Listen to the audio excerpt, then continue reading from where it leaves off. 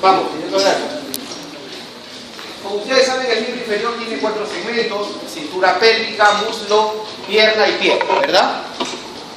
Estos 4 segmentos del miembro inferior están enlazados entre sí por 3 regiones articulares: la cadera, ¿no?, la rodilla y el tobillo principalmente, y luego las articulaciones intrínsecas o propias del pie.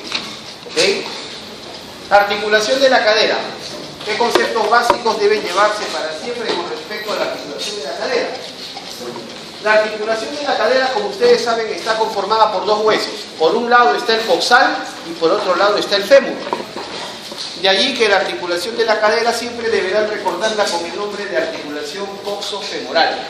Coxofemoral, ese es el término médico, el término anatómico que usamos cuando nos referimos a la articulación de la cadera.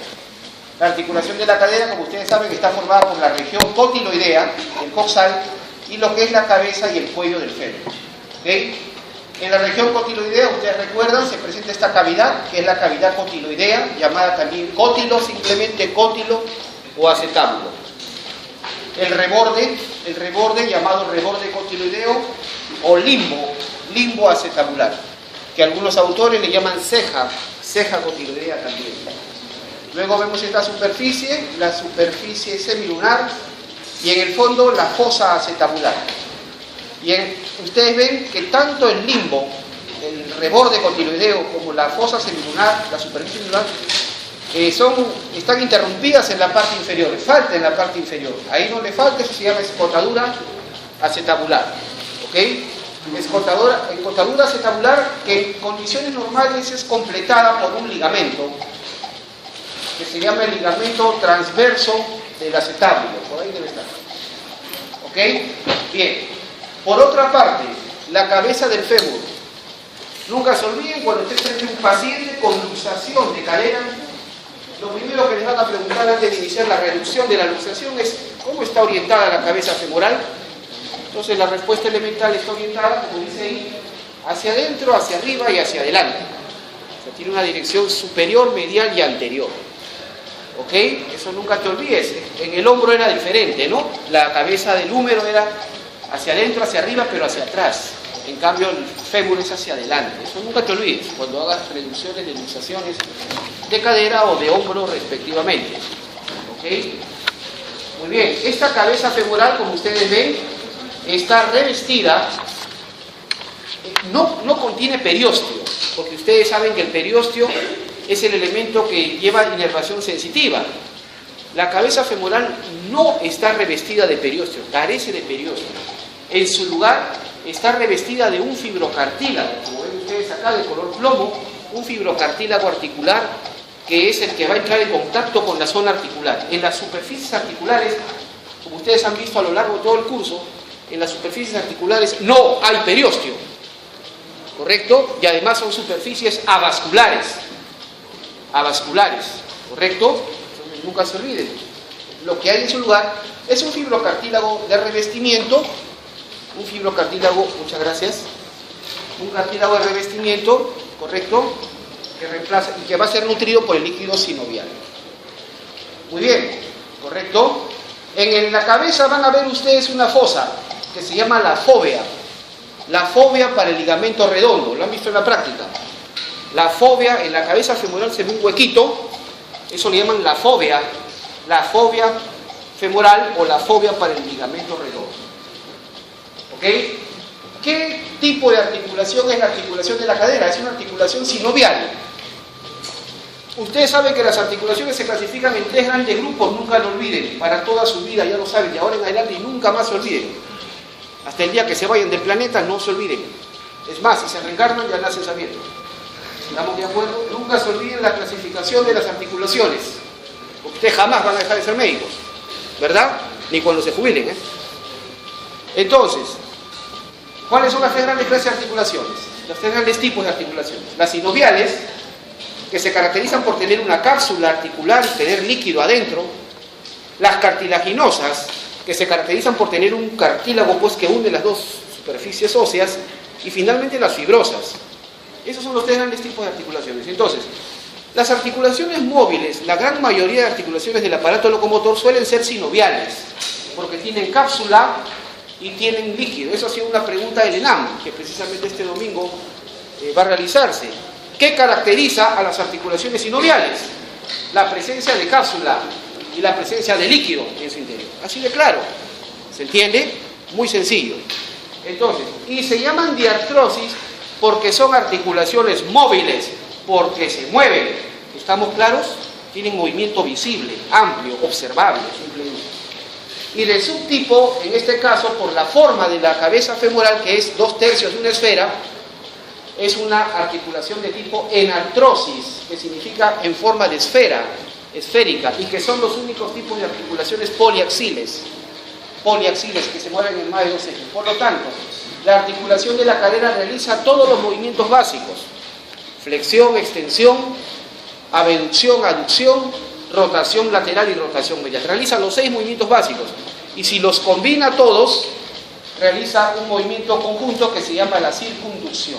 Ustedes ven acá, la flexión de cadera o flexión del muslo es cuando llevas el muslo hacia adelante. Cuando vas a dar un paso hacia adelante, ahí estás haciendo flexión de cadera o flexión de muslo. Si llevas el miembro inferior hacia atrás, estarás haciendo extensión de cadera o extensión de muslo. Si llevas el miembro inferior, lo alejas de la línea media, eso se llamará abducción. Abducción de cadera o abducción de muslo. Y si acercas el miembro inferior hacia la línea media, eso se llama aducción. Aducción de cadera o aducción de muslo, ¿correcto? Y la rotación son movimientos de giro sobre esta articulación. Y finalmente la circunducción o movimiento en cono, también se le llama así, movimiento en cono, solamente la realizan dos articulaciones en el cuerpo humano, solamente 2. La articulación del hombro y la articulación de la cadera. Son las 2 únicas articulaciones que pueden hacer el movimiento en cono o circunducción, ¿correcto? O circunducción. Muy bien. Eso es exclusivo, característico de las articulaciones sinoviales de subtipo enartrosis o esféricas. Nadie más puede hacer eso. ¿Qué músculos realizan la flexión de la cadera? Ahí los tienen, desde el principal hasta los accesorios. ¿Correcto? Desde el principal. ¿Cuál es el principal flexor de cadera? El psoas ilíaco. Sigue el sartorio, sigue el recto femoral o recto anterior del cuádriceps. El recto femoral es el recto anterior del cuádriceps. El tensor de la fascia lata, ¿bien?, en su parte más anterior. El pectíneo. El primer y el tercer aductor. El primer aductor es el aductor mediano o aductor largo. El tercer aductor es el aductor mayor. Entonces en el examen te puedo poner tranquilamente. ¿El aductor menor participa en la flexión de cadera? Falso. El aductor menor es el segundo, no participa en la flexión de cadera. El recto medial o gracilis también participa. ¿Correcto? Muy bien. Esos son los flexores. La extensión de cadera, igual, desde el principal. ¿Cuál es el principal extensor de cadera? El glúteo mayor. El glúteo mayor. También participa la porción larga del bíceps femoral, que son los músculos que están en la región posterior del muslo, el semitendinoso, el semimembranoso y el tercer aductor. O sea que el tercer aductor, en su porción alta, el tercer aductor tiene 2 porciones. Una porción alta, que incluso algunos le llaman el cuarto aductor o el aductor mínimo. Algunos autores le llaman así. El tercer aductor, el aductor mayor, tiene 2 porciones. La porción alta es flexora y la porción baja es extensora. ¿Correcto? Así que aductor puro no es. ¿Correcto? Muy bien. La abducción. La abducción del muslo de la cadera está realizada principalmente por el glúteo medio o glúteo mediano, acompañado por el glúteo menor. ¿Recuerdan? Son los principales abductores de cadera. También participa el tensor de la fascia lata, que a través de la cintilla iliotibial de maicial tracciona la tibia y lleva el muslo hacia afuera. ¿Correcto? El glúteo mayor también participa, sobre todo sus fibras altas, participan en la abducción. Y el piriforme o piramidal de la pelvis. La aducción, ¿quiénes llevan el muslo hacia adentro? Mira, el principal, ¿cuál será? El tercer aductor. Ahí sí participa, en la aducción sí participan los 3 aductores. ¿Correcto? Ellos serán los principales. Pero recuerda que el primero y el tercero no son exclusivamente aductores, y el tercero además también es flexor y extensor. ¿Correcto? el recto medialo gracilis, el semitendinoso, el semimembranoso. ¿Correcto? El bíceps femoral, la posición del glúteo mayor y el pecho. La rotación lateral. ¿Cuál es el principal músculo que realiza la rotación lateral? En realidad no hay un principal músculo en la rotación lateral. En la rotación lateral participan los 6 músculos pequeñitos que acompañan al glúteo menor. Los 6 músculos: piriforme, gémino superior, obturador interno, gémino inferior, obturador externo, cuadrado crural. Estos músculos son los principales que hacen la rotación lateral. Estos 3 de acá, gémino superior, obturador interno y gémino inferior, forman lo que se llama el tríceps crural o el tríceps femoral. Este tríceps crural o tríceps femoral, su función principal es la rotación lateral de cadera, la rotación lateral de músculo. ¿Ya? El tríceps femoral o tríceps crural, formado por los 2 géminos y el obturador interno, su función principal es la rotación lateral o rotación externa de cadera. El glúteo mayor también participa, sobre todo si el muslo está flexionado en 90 grados, el pectíneo y el tercer aductor también. Mira todas las funciones que tiene el tercer aductor. ¿Ok? Muy bien. La rotación medial, principalmente el glúteo mediano y el menor. También participa el tensor de la fascia lata y los 2 primeros aductores. ¿Estamos claros? Muy sencillo. Bien, en la estructura de la articulación de la cadera tenemos, como les dije, el fibrocartílago articular que reviste la cabeza femoral principalmente, el rodete que está insertado sobre el reborde cotiloideo y la superficie semilunar, el rodete o labrum, el cuerpo adiposo que está en la fosa acetabular, hay un cuerpo adiposo ahí, el ligamento transverso del acetábulo que está en la parte baja del rodete, donde está en la escotadura acetabular, y el famoso ligamento redondo. ¿Lo ven acá? El ligamento redondo o ligamento de la cabeza femoral. Este ligamento, ¿de dónde a dónde va? Se inserta en el borde inferior, de la fosa acetabular y va hacia la fóvea de la cabeza femoral. ¿Qué dirección tiene el ligamento redondo? Estoy siendo extremadamente claro. ¿Qué orientación tiene el ligamento redondo? Se dirige hacia afuera, hacia arriba y hacia adelante. ¿Correcto? El ligamento redondo se dirige hacia afuera, hacia arriba y hacia adelante. ¿Correcto? ¿Qué movimientos de cadera llevan a su mayor tensión al ligamento redondo? ¿Qué movimientos de cadera lo ponen más tenso al ligamento redondo? El principal movimiento es la aducción. La aducción de cadera, cuando uno lleva el muslo hacia la línea media, es ahí donde el ligamento redondo es puesto a su máxima tensión. Y en segundo lugar, la rotación lateral de cadera.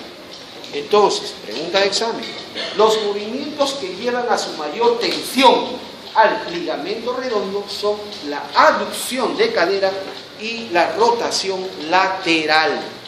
¿Correcto? Aducción y rotación lateral. ¿Y por qué es importante saber esto? Porque esos son los movimientos o las posiciones en las que se puede romper el ligamento redondo, y este ligamento redondo contiene una arteria. La arteria de la cabeza femoral, rama de la arteria obturatriz, y que puede lesionarse cuando este ligamento se rompe. Ahí está el ligamento redondo, está en sentido lateral, superior y anterior, lo ven ustedes acá.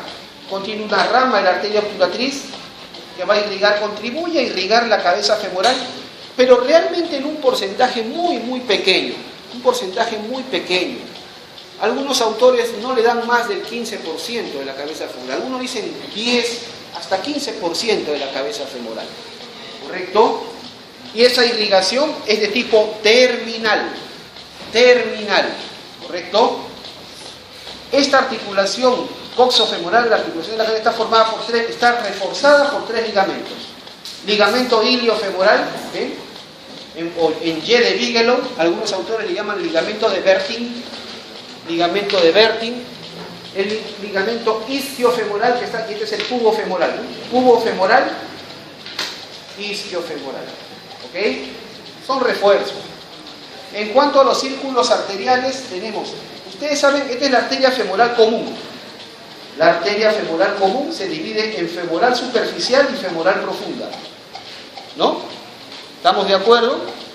La arteria femoral común, o femoral, a secas, La femoral a secas se divide en femoral superficial, que está cortadita acá, y femoral profunda. Y de la femoral profunda suelen originarse las dos arterias circunflejas femorales. Suelen nacer. ¿Puede haber variantes? Por supuesto. Pero suelen nacer. Las circunflejas femorales suelen ser ramas de la femoral profunda. Tenemos una circunfleja femoral lateral o anterior, se le llama así, anterior porque pasa por delante del fémur. Y una circunfleja femoral medial o posterior. Medial o posterior, porque va a ir por detrás del fémur. ¿Correcto? La arteria circunfleja femoral lateral o anterior se va a dividir en tres ramas. Rama ascendente, rama transversa y rama descendente. ¿Correcto? Particular importancia en articulación de la cadera hay que prestarle a esta rama, la rama ascendente. La rama ascendente, como ven ustedes, sube sobre la línea intertrocanteria. Recorre por la línea intertrocanteria y va en busca de la circunfleja femoral posterior. La circunfleja femoral posterior va a dar la vuelta por acá y va a dar una rama que se anastomosa. Es decir, la rama ascendente de la circunfleja femoral anterior se va a anastomosar con la circunfleja femoral posterior. Van a rodear al cuello del fémur, ¿correcto? En su trayecto, en su camino, esta arteria circunfleja, esta rama ascendente da tres arterias que trepan por el cuello femoral. Se llaman las arterias retinaculares. Arterias retinaculares o arterias subsinoviales, que son tres por delante y tres por detrás. O sea, en el cuello femoral hay seis arterias retinaculares o seis arterias subsinoviales, ¿correcto? Las anteriores son ramas de la rama ascendente de la circunfleja femoral anterior y las posteriores son ramas de la circunfleja femoral posterior. Tres anteriores, anterior superior, anterior media, anterior inferior, y las posteriores son ramas de la circunfleja femoral posterior. Posterior superior, posterior media, posterior inferior. ¿Se entiende? Estas seis arterias retinaculares o subsinoviales se encargan de irrigar todo el cuello femoral y por supuesto el mayor porcentaje de la cabeza femoral. Digamos hasta un 85-90% de la cabeza femoral. Y no se anastomosan, no hay anastomosis con la arteria de la cabeza femoral que llegó por el ligamento redondo. Por lo tanto, la irrigación aquí es terminal. ¿Quedó claro? Por lo tanto, cuando se produce la fractura, lo que la gente llama la fractura de cadera. Hoy usted está en el hospital, en el servicio de traumatología, y el paciente varón de tantos años de edad, ¿qué tiene? Presenta fractura de cadera. ¿Qué es para nosotros? Fractura del cuello femoral. ¿Estamos de acuerdo? Fractura del cuello femoral. Cuando se fractura el cuello femoral, la fractura de cadera, puede lesionar o romper estas arterias retinaculares. Y al lesionarse estas arterias, se produce la necrosis de la cabeza femoral, o de la gran mayoría, ¿correcto? La necrosis, entonces, de una gran proporción de la cabeza femoral. Entonces, eso lamentablemente hace que las fracturas de cadera tienen que ser operadas necesariamente para reemplazar la cabeza femoral necrosada y colocarle una prótesis artificial. ¿Ok? Muy bien, se acabó cadera. Rodilla, y acá en adelante corremos, es mucho más sencillo. Articulación de rodilla. Como ustedes saben, la articulación de rodilla está formada por tres huesos: el fémur, la rótula y la tibia. El peroné no participa en la articulación de la rodilla, ¿correcto? El peroné no participa en la articulación de la rodilla. El fémur, en su epífisis inferior, en su epífisis distal, ¿qué tiene? Los dos cóndilos, ¿verdad? Los dos cóndilos, el cóndilo medial y el cóndilo lateral. Ustedes ya han visto en la práctica, el cóndilo medial es más voluminoso y es más bajo, ¿verdad? El cóndilo lateral es más pequeño y es más alto, ¿verdad? Muy bien. Tenemos los cóndilos que van a entrar en articulación con la tibia Y luego los epicóndilos, que son dos tubérculos que están en las colaterales a los epicóndilos, cóndilo y epicóndilo. Los epicóndilos sirven para la inserción de los ligamentos colaterales. Ligamentos colaterales de la rodilla, ¿correcto? Tenemos en la cara anterior de esta porción inferior del fémur, en la cara anterior, entre los dos cóndilos vemos esta superficie. Esta superficie que da la impresión de ser como una polea, como un carrete, una polea. Y le llaman a eso la tróclea femoral. La tróclea femoral o la superficie rotuliana, porque este carrete, esta superficie intercondilia anterior, va a entrar en articulación con la rótula, con la patela. ¿Estamos de acuerdo? Para eso sirve esta superficie. Esto se llama la tróclea. ¿Qué significa tróclea? Polea, una polea. El término que usaban los autores antiguos, los libros antiguos, por ejemplo, el Pestil, el Lácar y las primeras ediciones del Rubier, era el término de garganta femoral. Garganta femoral.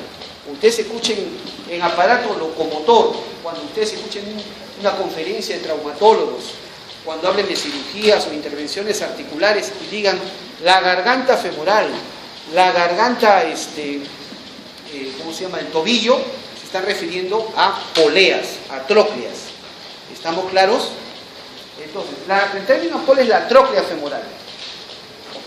Eso es por delante. Y si lo vemos por atrás, ustedes saben que los cóndilos son más sobresalientes hacia atrás, ¿verdad? ¿Lo han visto? Son más sobresalientes hacia atrás. Y en la cara posterior, entre los dos cóndilos, esta es la fosa intercondilia. O sea, por delante es la superficie intercondilia o superficie rotuliana, o mejor dicho, la tróclea femoral, por delante, y por detrás es la fosa intercondilia. ¿Y para qué sirve la fosa? ¿Para qué servía la superficie intercondilia anterior? Para articularse con la rótula. ¿Para qué sirve la fosa intercondilia que está atrás? En la fosa intercondilia se insertan los ligamentos cruzados. La fosa intercondilia, esta posterior, sirve para la inserción de los ligamentos cruzados. Muy bien, la rótula. Algunas palabritas de la rótula. La rótula, sinónimos, ahí lo tienen. Se le llama también patela, se le llama también avénula, se le llama también choquezuela. Tiene esos sinónimos, la rótula, ¿correcto? Es considerado un hueso sesamoideo. Sin embargo, eso está en discusión. Hueso sesamoideo o un hueso supernumerario. Un hueso sesamoideo por naturaleza o por definición, un hueso sesamoideo es intratendinoso. La rótula no es totalmente intratendinosa. Su cara posterior, la cara posterior de la rótula, forma articulación con el fémur. Una articulación sinovial con cápsula y líquido. Así que la rótula no está completamente encerrada en el tendón del cuádriceps. Por lo tanto, está en discusión eso de que la rótula sea un hueso sesamoideo realmente. Tiene forma de una cuña invertida, o sea, un triangulito curvo invertido, arriba la base, abajo el vértice o ápex. Dos caras, la cara anterior o cara cutánea, que es convexa, redondeada. Ustedes se pueden palpar su rótula tranquilamente, es redondeada, convexa. Y la cara posterior que está dividida por una cresta vertical, en dos carillas, una carilla lateral o posterolateral y una carilla posteromedial. La posterolateral suele ser más alta y más amplia. La posteromedial suele ser menos alta, más angosta. Es fácil, por eso cuando ustedes, si están por la calle caminando y se encuentran una rótula, pueden saber claramente si esa rótula es derecha o izquierda, ¿correcto? Observando la forma de las superficies posteriores, ¿correcto? Muy bien, muy simple.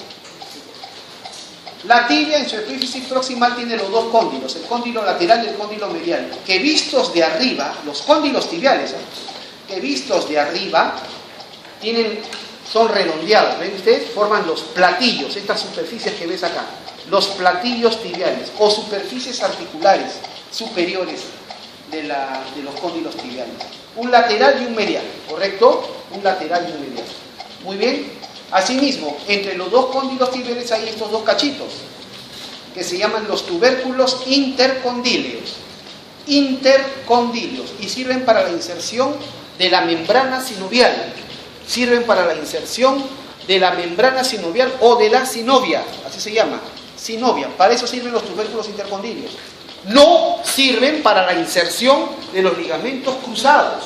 Ojo, los ligamentos cruzados no se insertan en los tubérculos intercondíleos. Los autores clásicos a los tubérculos intercondíleos le llaman espinas tibiales, las espinas de la tibia. Actualmente se llama tubérculos intercondíleos y sirven para la inserción, insisto, de la membrana sinovial. Muy bien, son dos, ¿no? Lateral y medial. Y asimismo, si volvemos a ver de arriba, ven ustedes acá están los dos tubérculos intercondíleos, por delante está esta superficie intercondílea anterior y por detrás superficie intercondílea posterior, ¿correcto? ¿Se entendió? Muy bien. ¿Cuáles son las dos articulaciones que hay en la rodilla? Primero, la articulación entre el fémur y la rótula. Entre el fémur y la rótula. Y se llama articulación fémoro-rotuliana o fémuro-patelar. Y la otra es la articulación fémuro-tibial. Entonces, en la rodilla hay dos articulaciones. Entre fémur y rótula, fémoro-patelar, y entre fémur y tibia, fémoro-tibial. El peroné, insisto, no participa. La fémoro-patelar, aquí la ves, entre el fémur y la rótula. Sinovial de artrosis del subtipo troclear, en polea. En polea. Por lo tanto, los únicos movimientos que realiza son de flexión y extensión. Nada más. La articulación fémoro-patelar es troclear, tiene movimientos de flexión y extensión. En cambio, la articulación fémoro-tibial, como son dos cóndilos, es de sinovial de artrosis de subtipo bicondílea. Bicondílea.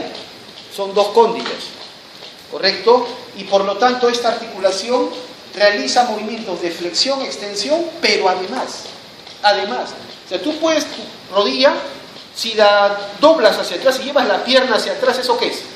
Flexión de rodilla. Eso es flexión de rodilla o flexión de pierna.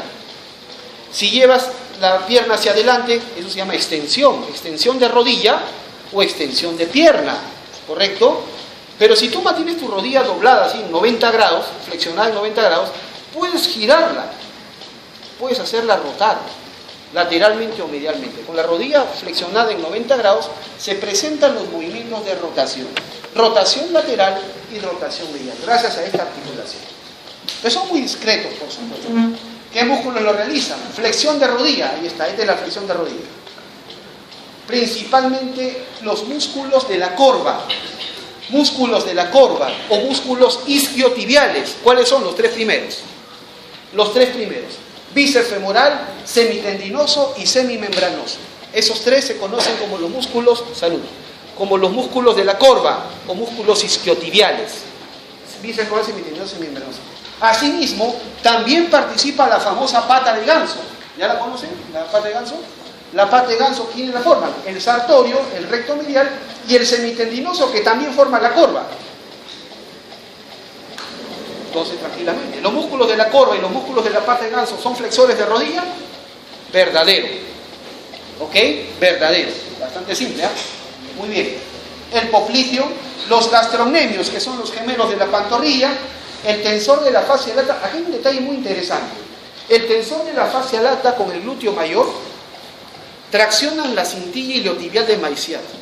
Esta cintilla iliotibial de Maiciat tiene doble función. Si tú tienes la rodilla flexionada por lo menos 30 grados, 30 o más grados, me dejo entender, mayor o igual a 30 grados, la cintilla iliotibial termina de flexionarla. Se contrae el tensor de la fascia lata y el glúteo mayor, y si la rodilla está flexionada en 30 grados, estos músculos van a terminar de flexionar la rodilla.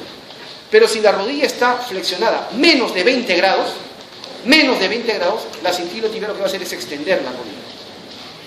¿Estamos de acuerdo? ¿Se entiende? Es por eso que en la extensión participa principalmente el cuádriceps, que es el músculo de la patada, el músculo extensor de la pierna, y los mismos músculos, tensor de la fascia lata y glúteo mayor, pero si la rodilla está flexionada menor o igual a 20 grados. ¿Correcto? Entonces miren la doble función que tiene la cintura y los niveles de maicial sobre la cual traccionan el tensor y el glúteo mayor. La rotación lateral la realizan el bíceps femoral y el tensor de la fascia lata. Bíceps femoral y el tensor de la fascia lata. Y la rotación medial, los músculos, miren, el sartorio, el semitendinoso, el recto medial, que son los de la pata de ganso, el semimembranoso y el popliteo. ¿Correcto? O sea, la pata de ganso, ¿qué funciones tenía? Era flexora de rodilla y además el rotador medial. ¿Correcto? Muy bien. Y el popliteo también. La rodilla tiene fibrocartílagos articulares, el cuerpo adiposo, ven ustedes acá. Ustedes han disecado rodilla, han levantado la rótula y debajo encuentran un cuerpo adiposo. Eso se llama el cuerpo adiposo infrarrotuliano o el cuerpo adiposo de Hoffa. Levantan ustedes y encuentran ahí el cuerpo adiposo, recontra visible. No lo huelen, ¿eh? Y en ese cuerpo adiposo más abajo encuentran la bursa infrarrotuliana, que de todas maneras se puede utilizar en práctica. La bursa infrarrotuliana, y eso es importante preguntarlo porque genera el dolor crónico de rodilla. ¿Okay? Los meniscos, los ligamentos cruzados, la membrana sinovial y la cápsula. Los meniscos, como ustedes saben, son estructuras arqueadas, cada uno tiene un asta anterior, un cuerpo y un asta posterior. Asta anterior, cuerpo y asta posterior. Los meniscos son dos, lateral y medial. El menisco lateral tiene sus astas más juntas entre sí. Sus astas del menisco lateral son más próximas. No es cerrado, como una O. No es cerrado, sino que sus astas están más próximas. Es más cerrado que el menisco medial, que sus astas son más distantes, más separadas. Por eso dicen que el menisco lateral se aproxima o quiere ser una O, mientras que el interno suele ser una C. Y esa es mnemotecnia, que ya la deben conocer, o es. Muy bien. ¿Cuál es la principal función de los meniscos? ¿Cuál es la principal función de los meniscos? Tiene varias funciones, pero la principal función de los meniscos es coaptar las superficies articulares entre fémur y tibia, que se encajen mejor, coaptan mejor. Asimismo, miren ustedes, hay un ligamento acá, hay un ligamento horizontal que une la porción anterior de los dos meniscos. Ligamento transverso de la rodilla. Ligamento transverso de la rodilla o ligamento yugal. Yugal, con Y. Y por atrás, miren ustedes, ahí está el ligamento. ¿Ves este ligamento? Ligamento menisco femoral posterior. Ligamento menisco femoral posterior. ¿De dónde a dónde va? Va del menisco lateral al cóndilo medial del fémur. ¿Correcto? Ligamento menisco femoral posterior va del menisco lateral al cóndilo medial del fémur. Asimismo, se puede observar en ese esquema de que este ligamento, el ligamento colateral, este es el ligamento colateral tibial, se inserta en el menisco medial. ¿Se dan cuenta? Se inserta en el menisco medial. No así el ligamento colateral peroneo. El ligamento colateral peroneo no se inserta en el menisco lateral, pero el ligamento colateral tibial sí. Por otro lado, acá hay un músculo que está cortado, el músculo popliteo. El músculo popliteo sí se inserta en el menisco lateral. ¿Correcto? O sea, en el menisco medial se inserta.